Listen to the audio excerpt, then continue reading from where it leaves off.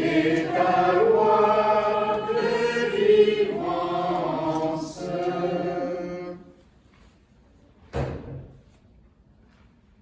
Le Seigneur soit avec vous. Et avec votre esprit. Évangile de Jésus-Christ selon saint Matthieu. Gloire à toi, Seigneur. En ce temps-là, Jésus fut conduit au désert par l'Esprit pour être tenté par le diable. Après avoir jeûné 40 jours et 40 nuits, il eut faim.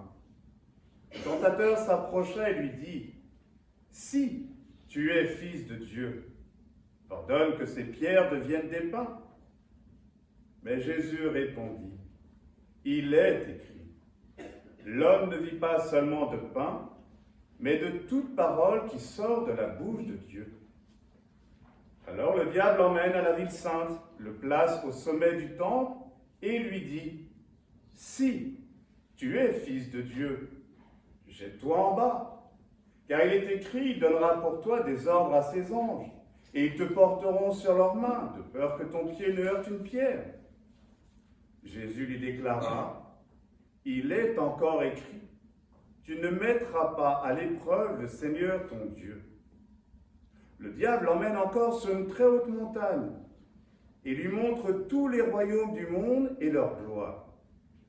Il lui dit : « Tout cela, je te le donnerai, si tombant à mes pieds, tu te prosternes devant moi. » Alors Jésus lui dit : « Arrière, Satan, car il est écrit, c'est le Seigneur ton Dieu que tu adoreras, à lui seul tu rendras un culte. » Alors le diable le quitte, et voici que des anges s'approchèrent, et ils le servaient. Ta parole, Seigneur, est vérité, et ta loi délivrance. Pitié, Seigneur, car nous avons péché.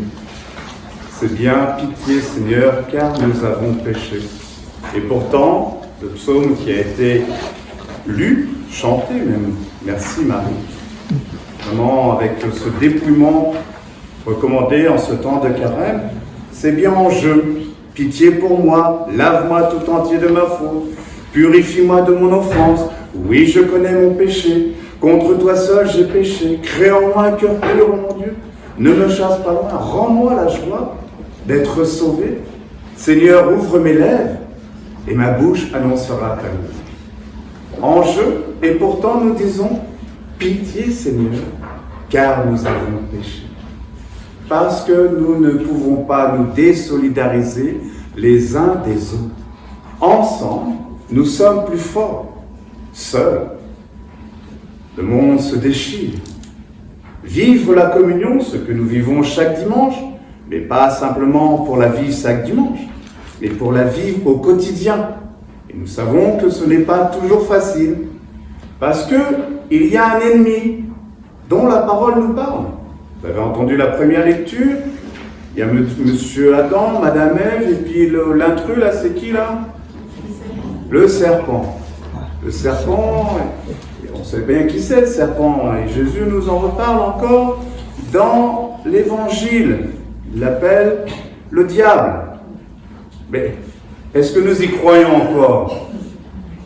J'ai posé la question dernièrement à des paroissiens, des mamans cathées, des mamans qui inscrivent leurs enfants au cathé, il y a des enfants, ils vont dire ben non. Ben non. Bah, quand même. Il suffit de regarder autour de nous, aux actualités, dans le monde, la réalité du mal, qui nous fait mal. Et donc, du coup, le mal qui nous agresse, le mal qui est insupportable, le mal des fois même en nous-mêmes. Je l'ai dit au début de cette célébration, dans la demande de pardon, nous avons des fois du mal à faire tout le bien que nous voudrions faire, et nous éprouvons du mal, des difficultés à faire du bien. Nous éprouvons du mal à faire tout le bien que nous voudrions faire, et des fois, plus de facilité à faire le mal que nous n'aimons pas faire. Nous savons bien faire la différence entre ce qui est bon et ce qui est mauvais pour nous et pour les autres. Mais pourtant, ça nous arrive de chuter, de tomber. Mais à cause de qui? À cause de nous, à cause de l'ennemi. Si nous n'y croyons pas, lui nous fait croire que c'est de ta faute. Donc, rase les murs, surtout si tu es chrétien. Si tu es chrétien, comment tu peux avoir encore ce genre d'attitude? L'accusateur de nos frères. Jésus n'est pas venu pour condamner ni juger, mais pour nous dire, je crois en toi malgré tes chutes. Tu as appris à marcher comment? En tombant. Alors pourquoi aujourd'hui? Parce que tu tombes, tu refuses encore d'apprendre à marcher. Je t'encourage, moi, à te relever. Et dans ton relèvement, c'est pas simplement toi que tu relèves, mais c'est une multitude de frères. Et tu encourages à l'espérance, tu encourages les autres à ne pas désespérer, à croire en eux que c'est possible. Et que vous n'êtes pas seuls. Nous ne sommes pas seuls. Nous avons un défenseur qui a pris sur lui justement tous les péchés du monde. En un seul homme, pitié Seigneur car nous avons péché. Mais tous ces péchés, il les a pris sur lui. Lui, le Fils de Dieu, il n'a pas retenu le rang qu'il égalait à Dieu.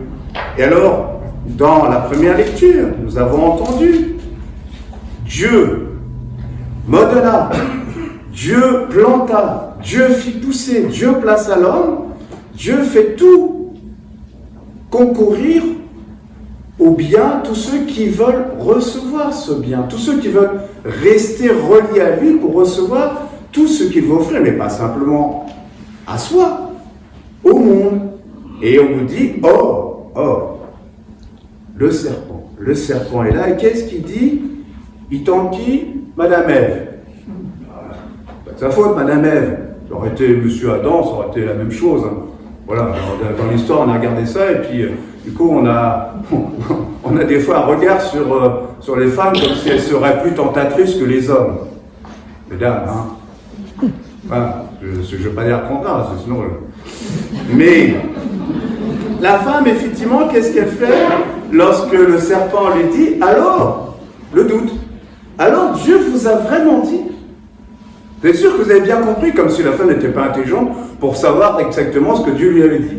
Mais le tentateur lui met le doute. Et le piège dans lequel tombe la femme, c'est qu'elle répond. La femme répondit. Et là, les ennuis commencent. C'est quand on entre en dialogue avec la tentation qu'on tombe en tentation. Il ne faut pas se focaliser. Les tentations, c'est normal. Si Jésus est conduit au désert, c'est pour nous dire, ne croyez pas que vous allez passer à côté. Puisque l'ennemi est une réalité, il existe, donc il ne va pas vous lâcher, surtout si vous êtes chrétien. C'est normal qu'il vienne vous perturber. Mais n'entrez pas en dialogue avec lui. La femme entre en dialogue avec lui. Et pourtant, qu'est-ce que nous disons dans le Notre Père? Ne nous laisse pas entrer en tentation. Le tentateur, c'est de nous focaliser, notre attention sur lui, donc sur l'obscurité. Et donc, nous tournons le dos à la lumière. Donc, c'est là où nous n'y voyons plus trop clair. Et que les ennuis commencent. Ne nous laisse pas entrer en tentation. Le serpent qui continue son œuvre, pas du tout. Vous ne mourrez pas. Vous n'avez pas compris, c'est pas ça. Vous serez comme des dieux. Vous n'aurez besoin de personne. Vous serez dans la toute-puissance, dans l'illusion de la toute-puissance. Vous n'aurez besoin de personne, vous pourrez vivre tout seul comme ça, et puis faire tout ce qu'il faut. Mais quel malheur! C'est bien de dépendre les uns des autres. C'est bien de sentir que j'ai besoin de toi. Et d'entendre Dieu nous dire, j'ai besoin de vous. J'ai besoin de vous pour ce monde. Ce n'est pas vous qui m'avez choisi, c'est moi qui vous ai choisi. C'est moi qui vous envoie. Pas pour fanfaronner, puis pour dire, on serait meilleur que les autres. On saurait si les chrétiens étaient meilleurs que les autres. On est des gros pécheurs, mais tant mieux. Tant mieux. Parce que justement, on est là pour aller rencontrer d'autres pécheurs qui, eux, ne savent même plus des fois ce que c'est que le péché. Je disais dans le récit d'hier, vous serez comme des dieux, vous serez genrés comme des dieux. des dieux avec un petit d et au pluriel. Hein. J'ai entendu récemment, je connaissais le genre. Donc le genre, on veut devenir une femme qui veut devenir homme, un homme qui veut devenir homme. Mais là, le genre, c'est ni l'un ni l'autre. Parce que, je suis désolé de vous dire, c'est ce que j'ai appris récemment, c'est que nous sommes déterminés, nous. Et que c'est dommage, c'est dramatique d'être déterminés. Il faut pouvoir choisir. C'est-à-dire qu'on n'est pas libre. On n'est pas libre d'avoir dit à nos parents, ben non, moi je ne veux pas être déterminé. Quelle abnégation. Quelle ineptie. Mais c'est ce monde qui veut nous faire croire justement que vous êtes des dieux, donc tout est possible. Ne vous privez de rien. Et non, pitié Seigneur, car nous avons péché. La mort a établi son règne même sur ceux qui n'avaient pas péché. On peut se dire, mais par exemple, quand un enfant ne voit pas le jour, ou quand il meurt à la naissance, est-ce qu'il a péché? Non. Mais l'air ou ce péché, ce monde dans lequel il entre, est une réalité effectivement où il est un peu pollué par cet esprit du mal. Mais cet enfant, justement, qui souvent, des fois, repart rapidement pour nous dire « ouvrez les yeux » et devenez des filtres à péché. Alors, je le disais vendredi, quand on vient à la confession, on vient avec un filtre à péché bien encrassé, on redonne au Seigneur, et il nous enfile un neuf. Mais il ne nous dit pas « reste là avec ton péché, ton filtre à péché, ton filtre tout neuf ». Ressors dans le monde et va dépolluer ce monde. On nous parle d'air par rifle, là, d'air pollué, alors voilà, il faut moins utiliser sa voiture.